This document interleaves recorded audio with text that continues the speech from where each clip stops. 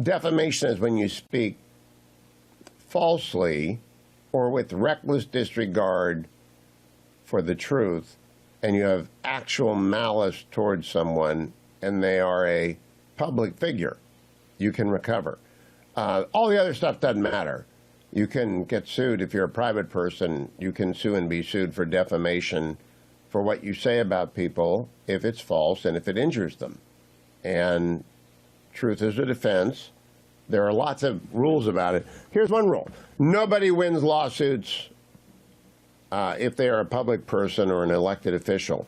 And there are three categories. There are elected officials, public people, and formerly public people. I guess there are four categories, and just your ordinary Joe.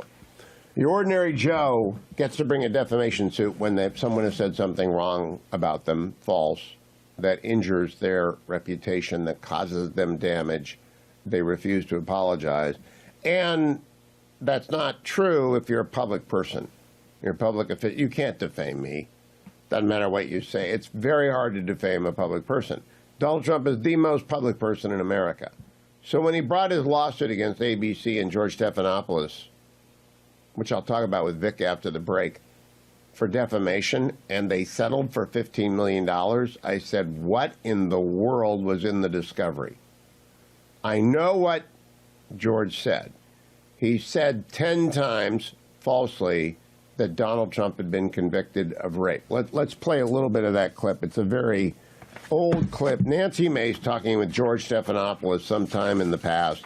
Let's play clip number 2.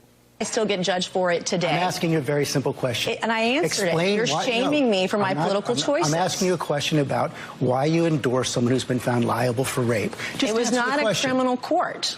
This was a civil court. It was a civil court. And by the way, she joked about the judgment and what she was going to do with all that money, and I find that offensive. I'm asking you about the man But as a rape victim who's been shamed for years now because of her rape, you're trying to shame me again by asking me this political question. You've repeated that again. I think it's offensive. As a woman, I find it offensive. My political choices, I've endorsed the man that I believe is best for our country. It's not Joe Biden. And you looked at the dueling rallies yesterday in Georgia. Laken Riley's family was with Donald Trump. They weren't with Joe Biden. The same guy yesterday that apologized for calling her killer an illegal, who wasn't illegal. And here you are trying to shame a rape victim. I find it disgusting. I mean, you keep saying I'm shaming you. You are. The question, it is. How is the question asking you about a presidential candidate who's You're asking a rape victim.